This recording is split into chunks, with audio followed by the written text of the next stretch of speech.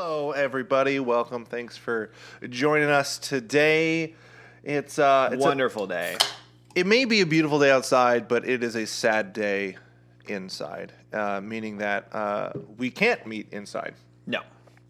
So, as most of you know, here in California, This is November 17th, 10:42 as of recording. yeah, so by the time we're done recording, things could change. It was funny.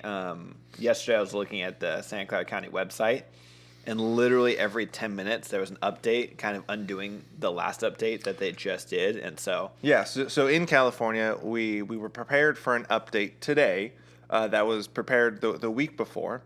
And then yesterday, on Monday, the 16th, at about noon, Emperor Newsom, Governor Newsom, I get those mixed up sometimes, declared that we were in a very heightened state of COVID spread, which, okay, I get that. But he has since rolled back, I think, 40 counties to purple, which is the most extreme lockdown measures.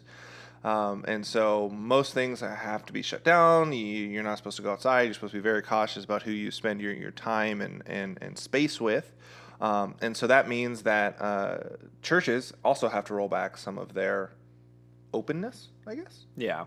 So, by the time you see this is probably all going to be false or old information. But as of right now, we actually know very little. We know we're allowed to meet outside with modifications. But we've looked like all morning and we can't figure out what the modifications mean. So we don't know how many people, So what that the could space. be, yeah, we can meet outside with 5 people, or we can meet outside with, 20 people, but we don't know. Yeah, and so until we get that information, we are not comfortable with meeting in any capacity outdoors until we know exactly what we're able to do, because we could be unintentionally breaking the law, we could be unintentionally putting people at risk, and so for the safety of you guys, for the safety of us, for the safety of The community. community, literally everyone, we're deciding not to meet at least this Tuesday. Yeah, so this week, I think everything has been, including Saturday, Yeah. Yeah. So this week, everything has just kind of had we're closing Put it on down. hold button. We're going to figure out what's going on. Yeah. And so I think realistically after Thanksgiving. Yeah, because we had already planned to be out for Thanksgiving, depending on whatever your family plans are for Thanksgiving. It also gives us a time to plan and prep for next month and next year, actually. We actually have a big meeting coming up. We're going to plan out all of 2021.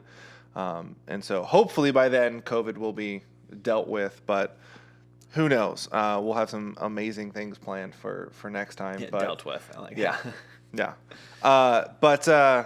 But yeah, we are just as angry, just as frustrated with all of these. We're good for youth group. We're not good for youth group. We're good for youth group. We're not good for youth group. And we are unhappy with the situation. So we feel the anger. We feel the frustration. But we are never going to stop preaching Jesus. We're never going to stop doing all that we can to hang out with you guys, love you guys, appreciate you guys, and we're never going to stop preaching Jesus, ever.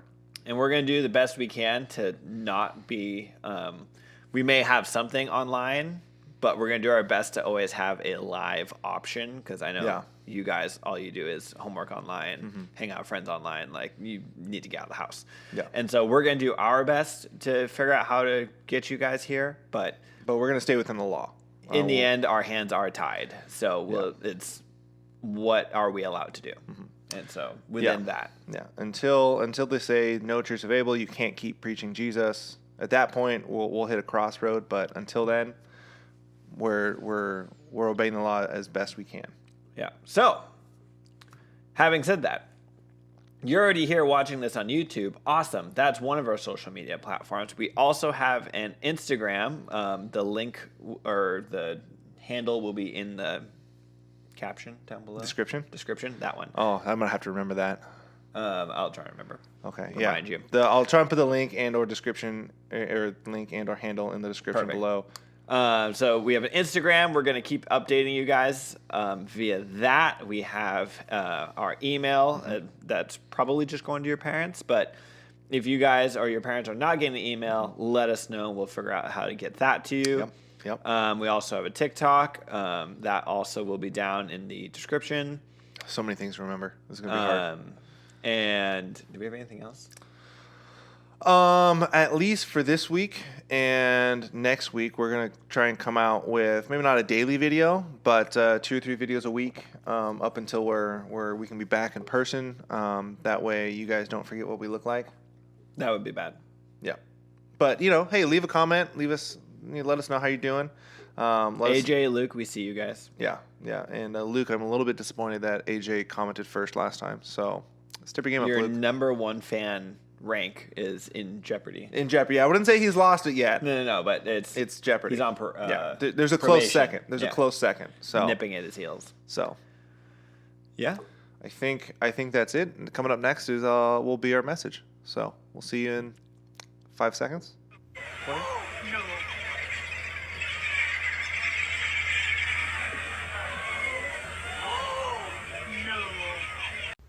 Hi, Kathleen. Hope I'm not catching you at a bad time. As you know, youth group went on a kayaking trip today, which for the most part was pretty uneventful. But are you familiar with the story of Jonah? No? Well, your daughter is familiar with it. She is very familiar with that story now. On an unrelated note, I would hold off reading Moby Dick for a while. There may be some PTSD. No reason that she might have that. Just I would recommend holding off reading that book for maybe a couple of years. All right, we're back. Dustin, question. I know you were kind of homeschooled, but you went to Vine, right? I did go to Vine. Did you have any cliques in Vine when you were going there? Yes, I would say there were cliques in Vine. What clique were you in? I couldn't even tell you what clique I was in. Like we weren't the weird kids, but we weren't the cool kids. Mm-hmm. Honestly, my clique was like the average Joes. Okay.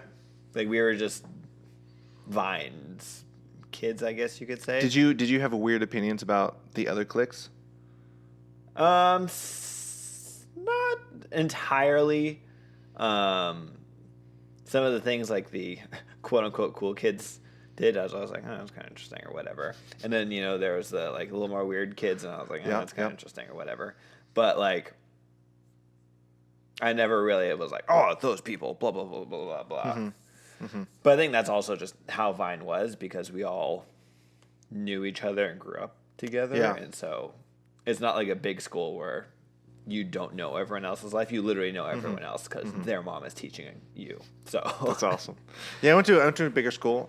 Being at Monte Vista and playing football in high school, I had an easy in with the jocks. And in our school, the jocks were kind of the cool kids, but like not necessarily. There's another like subsect of kids who are the cool kids. It was like cool kids up here, jocks are right below. Then you had a few other groups below then, and I mean, I always was kind of like, I was never full in with the jocks, and I kind of was able to move from clique to clique. But so I didn't really have any preconceived notions too much about, oh, this clique is this clique is that, this group of friends is this group of friends is that. But there was definitely that among a lot of the other groups. Typically, you had in our school we had the drama kids, the drama band kids were kind of a clique. we had none of those. We had at that time, I think it was scene/emo. There was another group of kids that were that. Yeah. And then it was kind of jocks, and then it was kind of the popular, and then you had some more other scattered groups here and there. You had a really, really nerdy group. And so everyone made judgments upon those just depending on where and how our campus worked was where you sat at lunch determined what group you were in. And so like the seniors had this special elevated lawn. It's like a 2-foot up lawn area, and like that's their space, and only seniors could be up there unless you were invited on by a senior, and then you could come up there. And then you had your other tables here, and like was that one an across unspoken rule, or like if I was a freshman, I sat down with a senior the jock seniors would throw you off. That's funny. Literally throw you off, and the teachers wouldn't really say anything about it. But there were some very strong opinions depending on even where you sat, and those weren't healthy or good opinions. Being able to move around from group to group, there was genuine human kindness. There was genuine human friendship, no matter what group you were in, as long as you were able to, like, okay, every now and then I'd go and hang out with the scene emo kids, and I didn't dress the way they did and act the way they did, but I was still there. We could have a good conversation. We could hang out, eat lunch together, and be completely fine because I didn't judge them for who they were. They were just humans in that moment. They liked a certain type of music. They liked a certain kind of dress or attire, but other than that, they were still human. And so sometimes we can get in this idea that there are people not like us, who don't look like us, who don't talk like us, who don't dress like us, and we can start believing that they are different than us, when in reality they're just as human with all the same struggles, all the same issues that we have. Totally. As you guys know, we've been going through a series. We're on the last day 3 or week 3 of In My Opinion. And what did we talk about the first week? I'm totally blanking right now. So the first week we talked about gossip. Gossip, that's right. Gossip. And last week we talked about... Oh, you're going back to me? Okay. Well, you spoke on it. So. Oh, you spoke about the first one. You forgot that one. Last week... That was 3 weeks ago. Last week we talked about speaking up with boldness and boldness tempered with gentleness and humility. So when we have those opportunities to speak up, when we have those chances to speak up in our friends, families, or sometimes even strangers' lives, the boldness gives us that ability to do so, but we don't do it by yelling and screaming and hating. We do it by gently and humbly helping them back on the right path. And in gossip, since we gave a recap of week 2, we had to give a recap of week 1. Gossip, we talked about how spreading rumors, essentially. For those of you who've seen VeggieTales and the rumor weed, like, shout out to you guys. But those of you who haven't, watch it. Rumors are something that no good really ever comes out of them, and only pain and hurt comes out of them. But in the moment, when you say it, you feel good. And we're called to not spread, gossip, rumors, and spread information, especially false information or questionable information about other people. And kind of along that same vein, today we're talking about judgment and judging others and why we should not judge others. Or should we, Dustin? Or should we? Plot twist. You have to listen now. So, like we were talking about with the cliques and the assumptions we make with those we just go to school with, or those we see on the street, or some of our friends or their friends or whatever, we all make assumptions. We all make judgments upon people based on the way they look, the way they act. So are they good sometimes? Are those assumptions sometimes good? Are those assumptions sometimes bad? Are those judgments good or bad? What do you think? We all make assumptions and judgments every single day. If you're sitting on a chair right now, you made a judgment and an assumption that chair was going to hold your weight when you sat down on it. When you opened up your computer to start watching us, you made an assumption that computer was going to turn on. When you, everyone every single day makes judgments and assumptions. And making judgments and assumptions are a vital part of life and what honestly keeps us alive. Should I walk down that dark alleyway, or should I walk into the forest when I hear wolves? No, that is a judgment call you have to make. While wolves look cool, you don't want to be alone surrounded by wolves when they're hungry. Correct. They will not make you a part of the pack. Nope, they'll eat you. Yes. So how are we biblically supposed to make judgments and make assumptions? And that's something I think we're going to kind of dive into today. So the story we're going to be talking about today is from John chapter 8. And so let me read it to you. I'm going to start in just verse 1, and I'm going to read all the way through the story. This is out of the NLT, so John chapter 8, verse 1. Jesus returned from the Mount of Olives, but early the next morning he was back again at the temple. A crowd soon gathered, and he sat down and taught them. And he was speaking to the teachers of religious law, and the Pharisees brought a woman who had been caught in the act of adultery. They put her in front of the crowd. "Teacher," they said to Jesus, "this woman was caught in the act of adultery. The law of Moses says to stone her. What do you say?" They were trying to trap him into saying something they could use against him. But Jesus stooped down and wrote in the dust with his finger.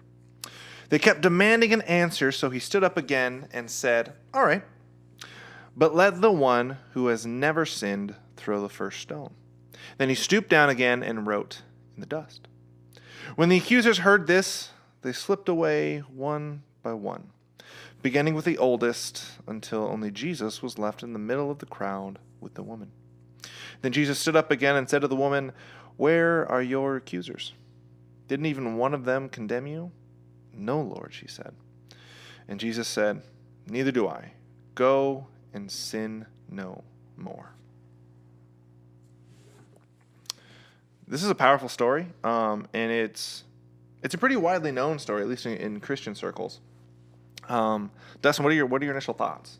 What initially jumps out at you? So my first thing that I remember, back at Vine, I was in a Bible class, and someone brought up a great question of how did they catch them in the act of committing adultery? And you would have to assume this entire thing, I guess you can't really assume, but I think this whole thing was a setup. I mean, we are talking about assumptions, so. True. This whole thing was a setup, and they set her up to do this, act or whatever, and then tried to call a judgment upon her. Yeah. And so that's my first thing, because it's kind of like, how do you randomly catch a person in the act of adultery? And then like, oh, hey, Jesus happens to be nearby. It's, you know what I mean? It's there's a few coincidences, but that's my first thing. But I always thought it was interesting, and I don't know why, but starting with the oldest left until only Jesus was there. I don't know why they put in that detail. Yeah, but why that's always that's something that's like, oh. Yeah. Like, obviously, it was important enough to add that detail. Yeah. And I fully believe that there are no useless words in the Bible. And so that starting with the oldest, they left one by one. I think that's important. That's in there for a reason. Yeah. The first things that kind of jump out to me are this one was caught in the act of adultery. It takes two to be caught in the act of adultery. It takes two to tango. So where's the male? Why isn't he thrown out in front of Jesus? And why aren't they asking for both of them to be stoned? Why is it just the woman? Yep. So initially I was like, that's always been weird to me. Which goes along with it was a setup. Yeah. I think. And then the accusers do quote the actual law of Moses. This woman should be stoned, and not like thrown rocks at her until she dies. That's the kind of stoning they're talking about. Just wanted to make that. This is California 2020. Just wanted to make Rogan, that abundantly. Elon Musk just show up like, wait a second. Just wanted to make that abundantly clear. Snoop Dogg.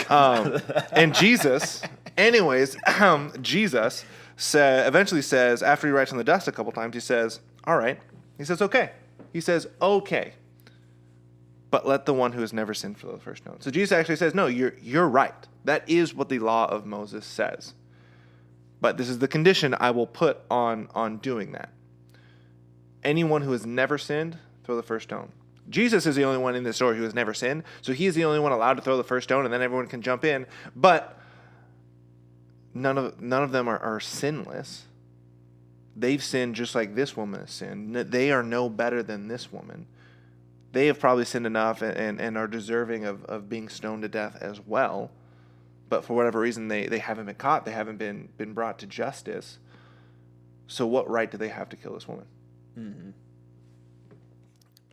So those are the two things that jump out to me. And as we're talking about assumptions, as we're talking about this in the vein of judgment, these religious leaders, whether it was a trap, whether it's not, they were judging this woman because of one particular sin that apparently they viewed worse above all others. Mm-hmm. I have a question. I just don't know exactly how to formulate it in words. But what are some things that we, if we're putting ourselves in the place of the religious leaders, what are some things maybe you've done? What are some things that we have done to shame people who've done a particular sin or not? Like that is objectively wrong. So how do we fix that? Mm-hmm. Does that make it, like it's not really a question. I'm trying to. Yeah, I think it comes with humility, and we need to realize when you're pointing out, the speck in someone else's eye, you don't see a log in your eye. You could be getting on someone about a certain sin that you yourself do. Mm-hmm. You're being a hypocrite in that, and or like, oh, I can't believe they're struggling with this sin, but you're struggling with, you have your own pet sin that you're struggling with. And we need to just remember we're all beggars, just, telling another beggar where to find bread. We're all sinners. We're all broken people. And we need to not come out of a, oh my goodness, how dare you, blood. We need to throw the law book at you, but more of a, hey, look, I see you're struggling with this. I've got my own stuff. Let's help each other out. Let's do this. Yeah, and what I love about this story, and this being the third week in the In My Opinion series, is this wraps up the first two, because it talks about gossip, how we shouldn't pass judgment on others, how we shouldn't talk behind others' back, how we shouldn't entrap people and try and get them punished for something. But it also, in week 2, Jesus is speaking up boldly. He's speaking up with gentleness and humility, even to these religious leaders who are literally trying to kill someone. He still speaks to them with gentleness and humility, but he speaks up boldly.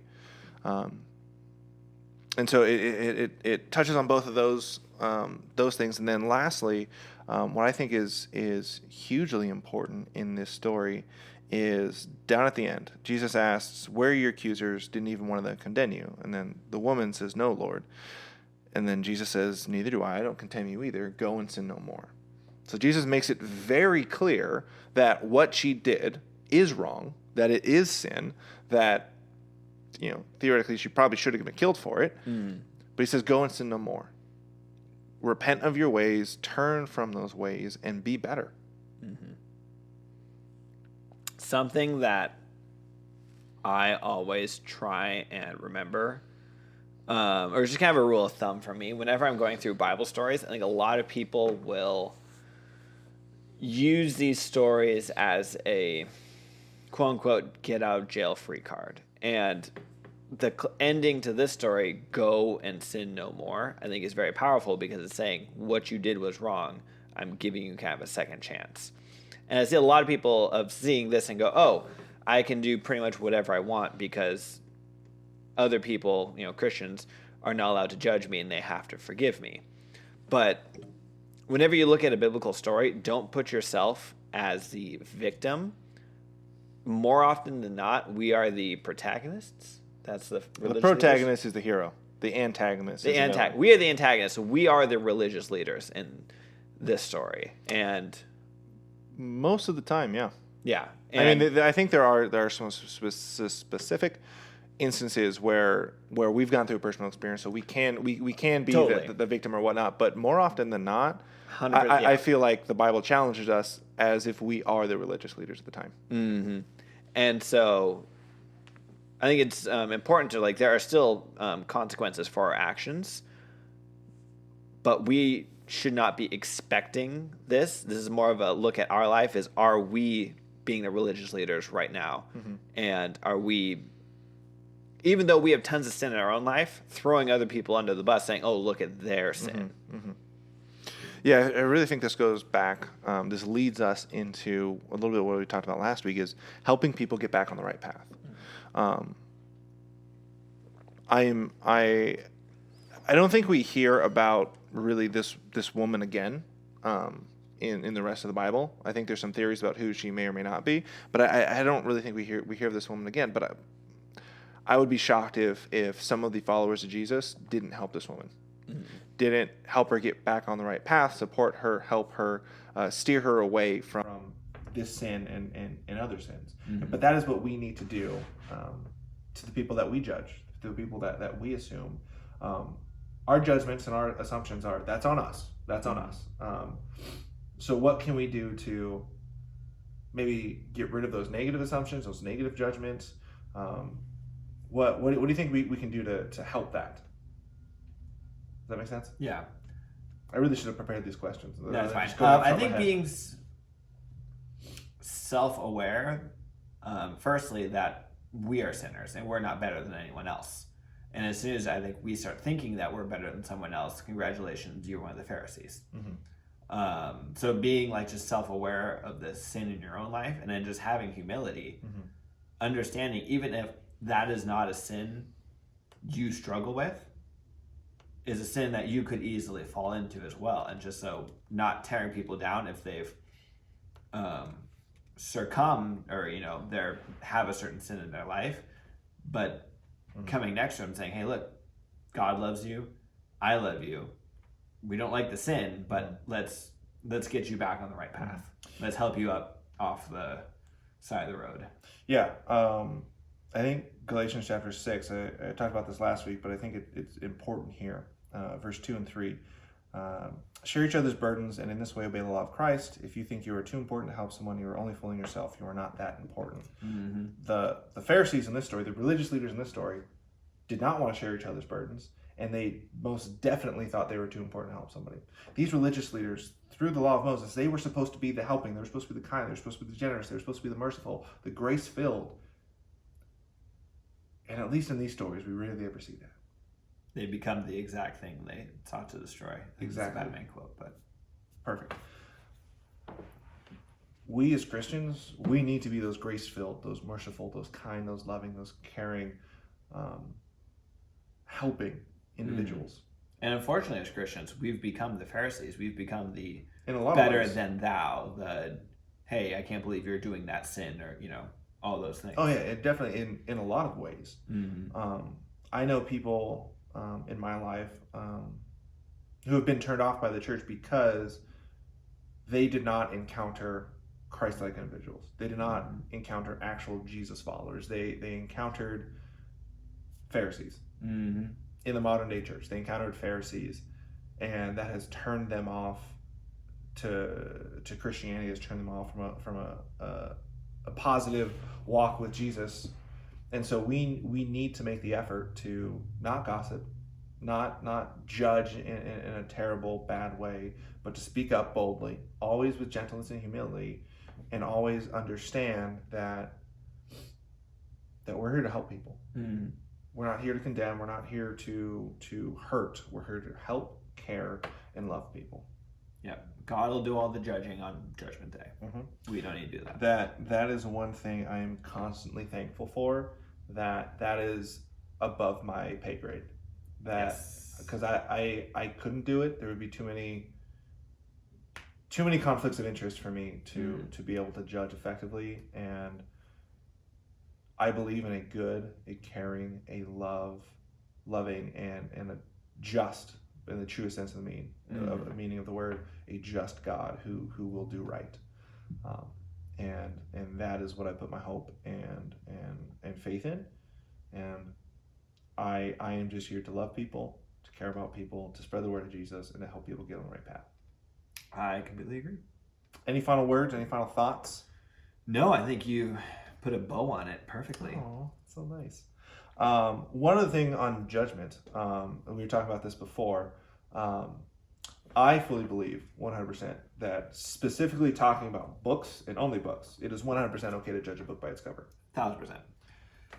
I believe the saying you can't judge a book by its cover is wrong, because you can. I fully judge books by their cover. I don't do a whole lot of in book reading, like reading on paper books. I do a lot of audiobooks, and I fully judge whether I'm even going to read the description of the book if it has a good cover or not. Yeah.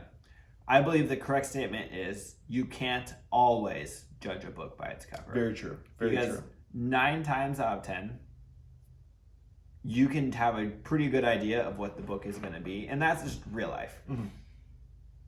You make judgment calls all the time, and those judgment calls are what keep you alive. Mm-hmm. Am I going to cross this busy freeway? No. Why? Because there's lots of cars, and if I get crossed, I'll get hit. That is a good judgment call. I do, with the books, I do the same thing with video games and movies. Like, if the movie page, the movie, that's not the right word, screen, advertisement, trailer. If the trailer's not good, if the video game demo or web page isn't good, like, I'm not going to play it. So it has to be good. There's a bunch of nudity in the trailer. You can make the judgment that that's going to be a bad movie. Mm-hmm. If there's lots of lasers and gunshots and explosions, I'm probably going to go watch it. Yeah. So judgment is not always bad. It's how you do judgment. But I think that's pretty much true in most things in life. Yeah. And I think, for me at least, there's a right way to do stuff and a wrong way to do stuff. And like you said, I think we all make inherent split decisions, judgments, or assumptions. I think if we become locked into and those are unchanging, that is when it gets toxic. That's when it gets really bad. But I don't think it's inherently wrong necessarily to make snap judgments, but make those snap judgments forever. As more information comes in, you're allowed to change your position. Yeah. As more experience comes in, you're allowed to change your position. Maybe you need to give somebody 1,000 second tries, but that doesn't mean this time this time they're going to get it wrong. Then they may get it right this next time. Yeah, makes sense. All right, guys. Hope you enjoyed that. Leave any comments, questions, concerns, emails. Check out any of our various social medias. Yep, in the description as the second reminder. Oh boy, again, I don't know if I'm going to be able to remember that, but I will do my best. In the description, unless Anthony forgets, you will see we're already on YouTube, so you don't need that one. Instagram, TikTok, and if you want to be part of the email chain, just let us know. Yeah. Be safe. Make good choices. Have fun.